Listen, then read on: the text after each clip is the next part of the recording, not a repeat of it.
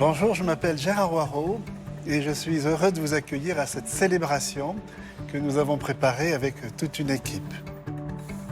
Ce culte, sans assemblée, nous voulons le partager avec vous là où vous êtes.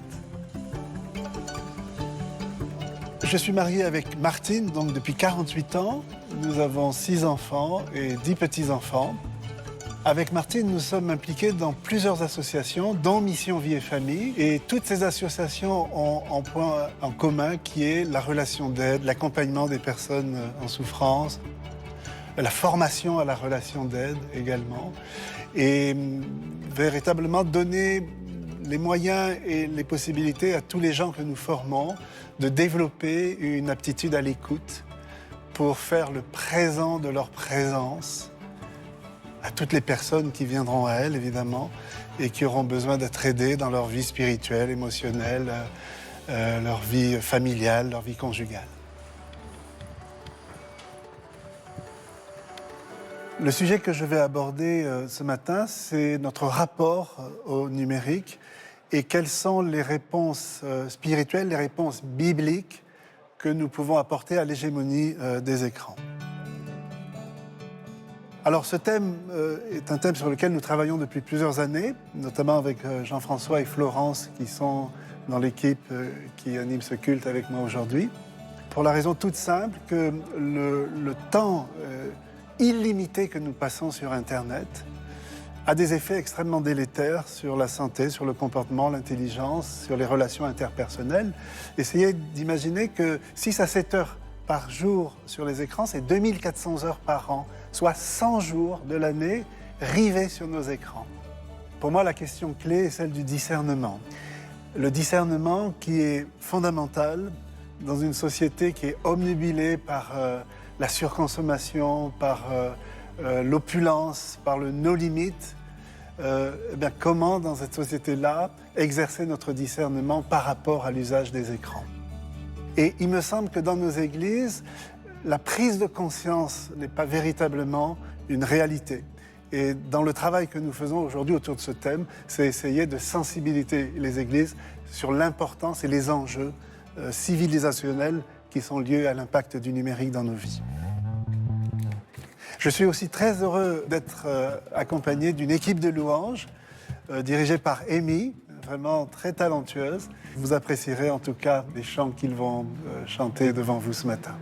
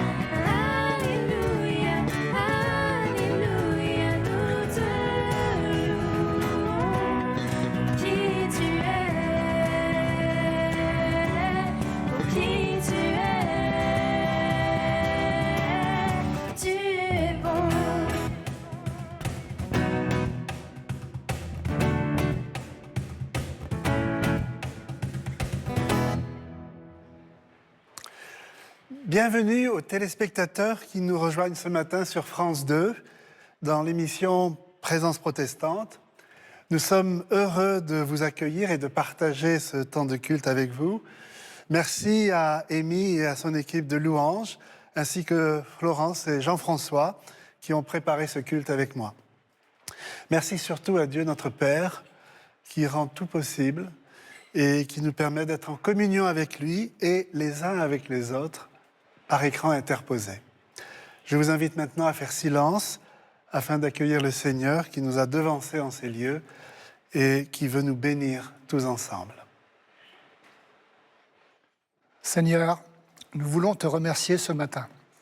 C'est toi qui nous appelles en ce temps et en ce lieu pour t'écouter, te prier, te chanter et lire ta parole.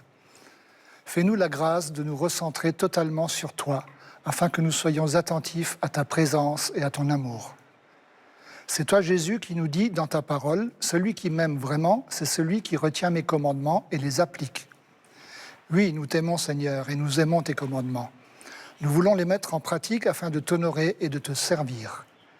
Que ce temps de culte soit l'occasion pour nous d'entendre à nouveau ton appel.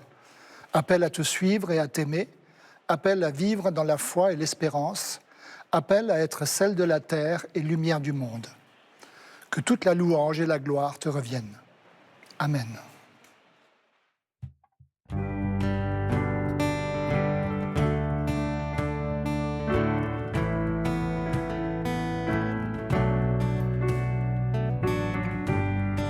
Ton nom est majestueux, Seigneur, sur toute la terre.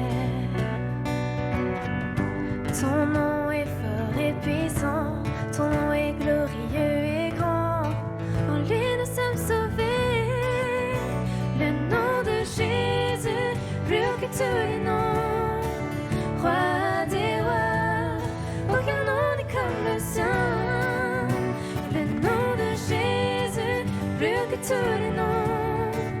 Alpha, Oméga, aucun nom n'est comme le sien. Ton nom est comme un doux parfum, déversé sur mon âme, sur mon âme. En ton nom nous surmontons tout, en ton nom nous avons la victoire. Ton nom est tout puissant, le nom de Jésus, plus haut que tous les noms. Roi des rois, aucun nom n'est comme le sien. Le nom de Jésus, plus haut que tous les noms. Alpha, Oméga, aucun nom n'est comme le sien. Aucun autre Dieu n'a vaincu la mort que Jésus-Christ le ressuscité.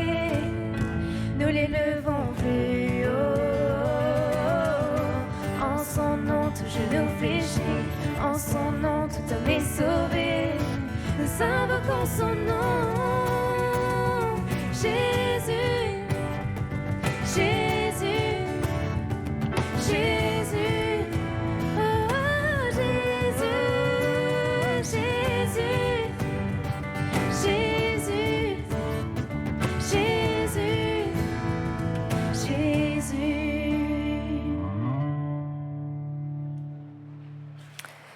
Évangile de Marc, chapitre 12, versets 28 à 31. Un des spécialistes de la loi s'approcha de lui, Jésus. Il avait entendu cette discussion et avait remarqué avec quel à-propos Jésus avait répondu. Il lui demanda « Quel est le commandement le plus important de tous ?» Jésus répondit « Voici le commandement le plus important. Écoute, Israël, le Seigneur est notre Dieu, il est le seul Dieu. Tu aimeras donc le Seigneur ton Dieu de tout ton cœur, de toute ton âme, de toute ta pensée et de toute ton énergie. Et voici celui qui vient en second rang, tu aimeras ton prochain comme toi-même. Il n'y a pas de commandement plus important que cela.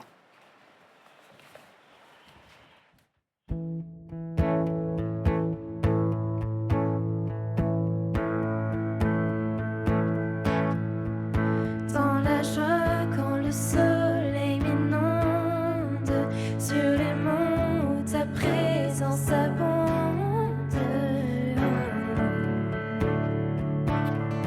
Jésus, je te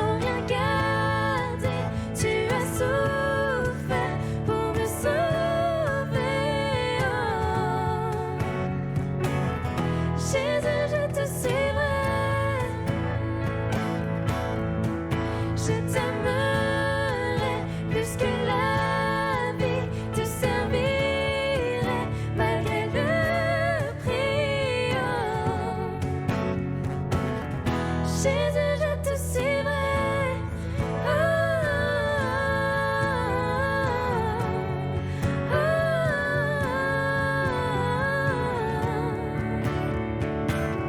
Jésus, je te suivrai. Oh, oh, oh.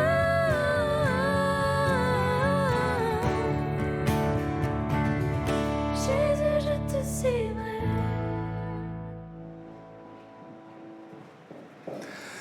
Seigneur, nous venons de l'entendre, le premier commandement est de t'aimer de tout notre cœur, de toute notre âme, de toute notre pensée et de toute notre énergie. Et puis le second, aimer son prochain comme soi-même. Nous te remercions, Seigneur, pour ta parole qui résonne fort dans nos cœurs et notre intelligence.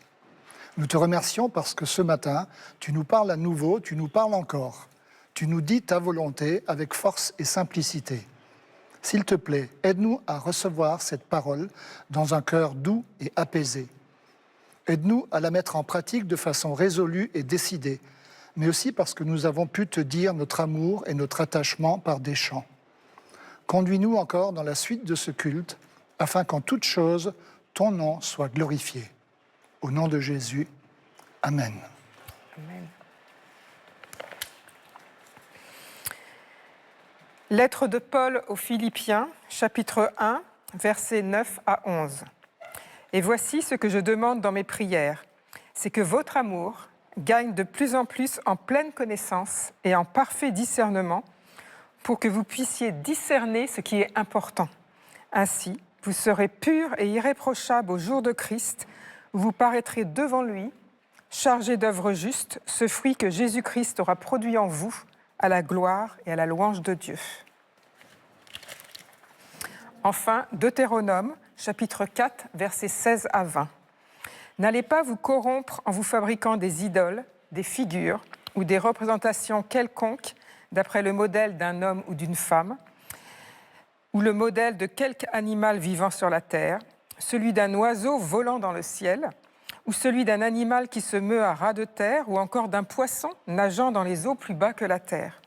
N'allez pas lever les yeux vers le ciel et regarder le soleil, la lune, les étoiles et tous les astres du ciel pour vous laisser entraîner à vous prosterner devant eux et leur rendre un culte.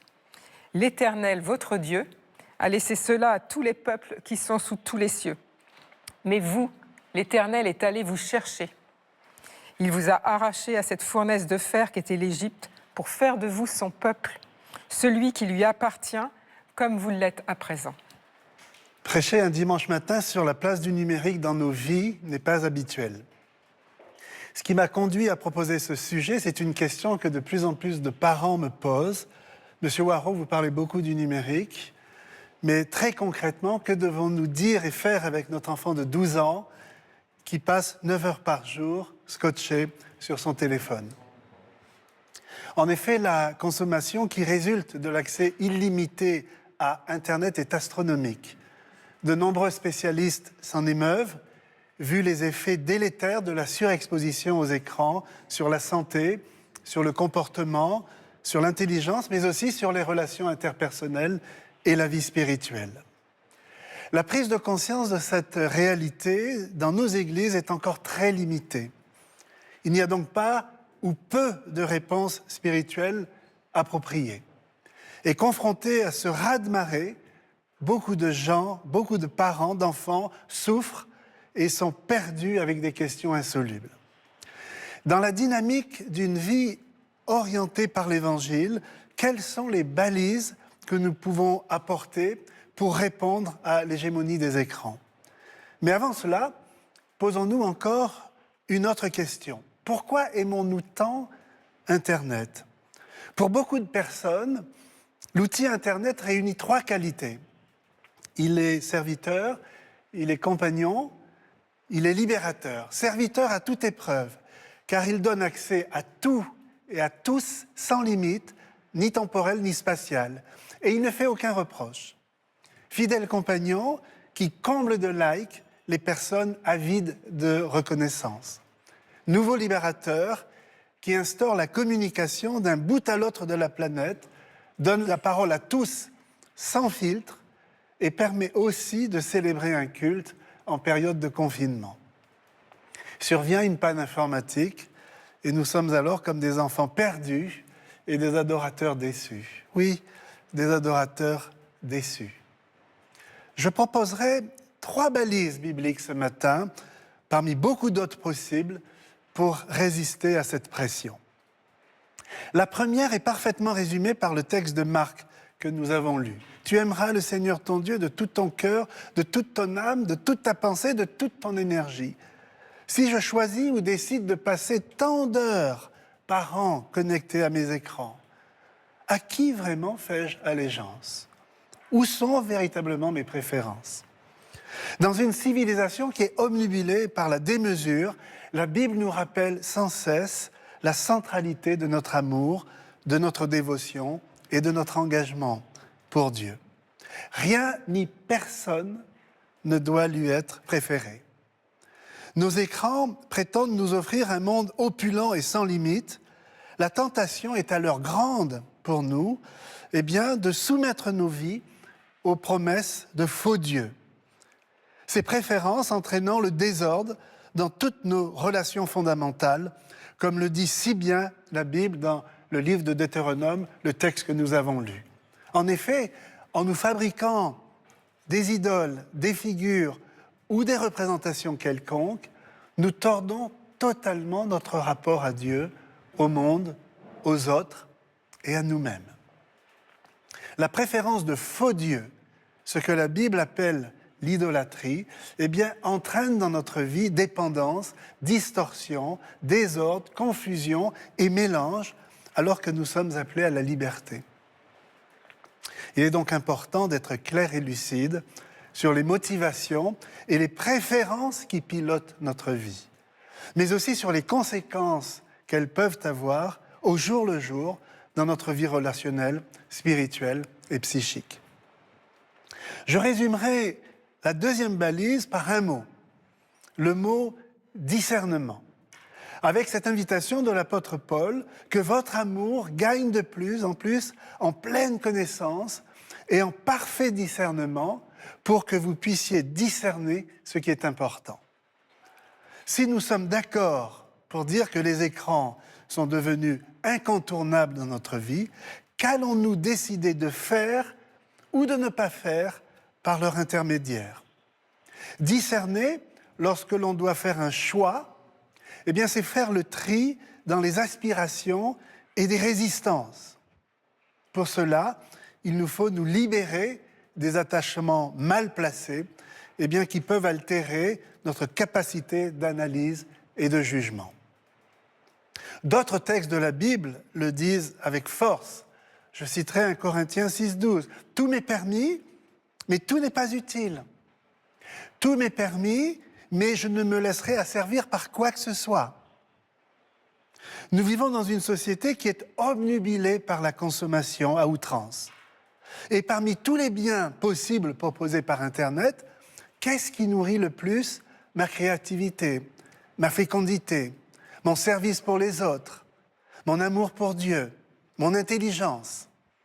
Qu'est-ce qui est vraiment utile et nécessaire?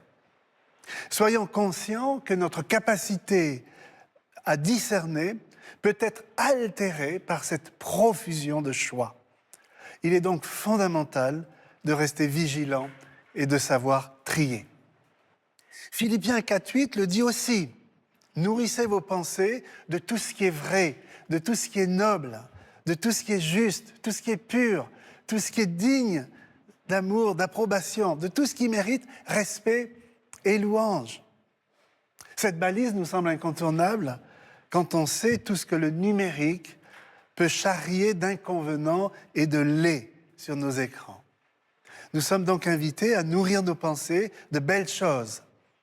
Dans notre usage des écrans, cette orientation vers le beau, ce désir de vérité, ce choix de respect sont des boussoles sûres dans les décisions que nous serons amenés à prendre. Enfin, troisième balise, au cœur de notre rapport aux écrans, comprendre à quel point nous devons nous attacher aussi à cette prière du Seigneur.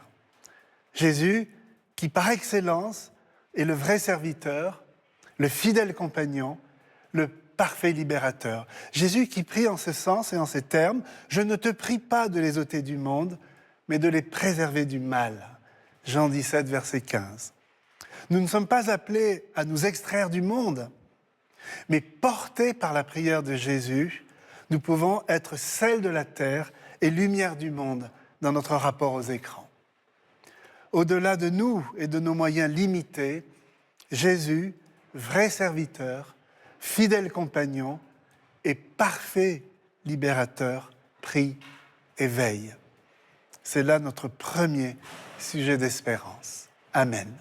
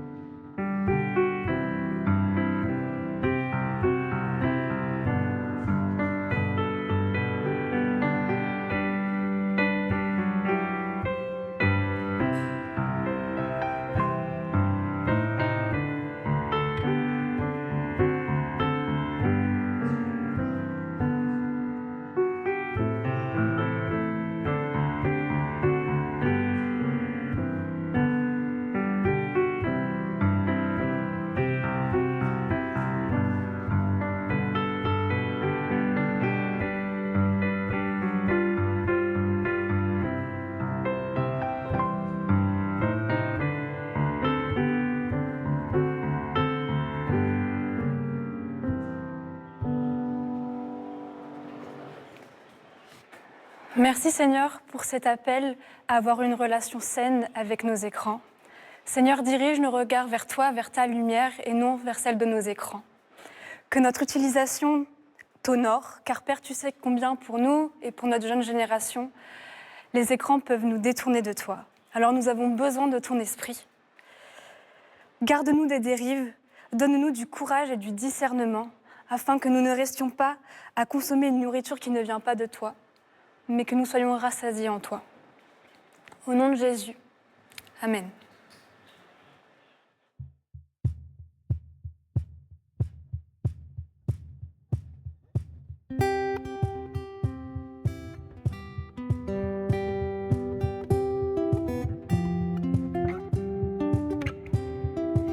Entre tes mains, j'abandonne tout ce que j'appelle mien. Oh, ne permets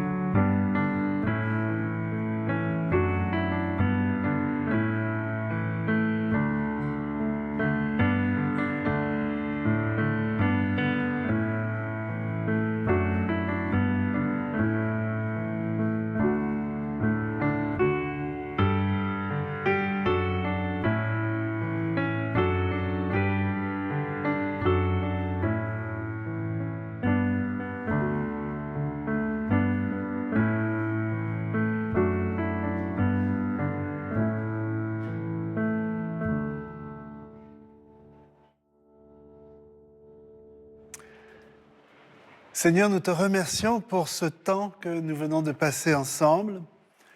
Nous te remercions d'avoir pu lire ta parole ensemble, d'avoir pu te prier et chanter en ton honneur. Nous voulons maintenant recevoir ta bénédiction et recevez-la également chez vous. Que l'Éternel te bénisse et te protège. Que l'Éternel te regarde avec bonté et qu'il te fasse grâce. Que l'Éternel veille sur toi et t'accorde la paix. Au nom de Jésus, Amen.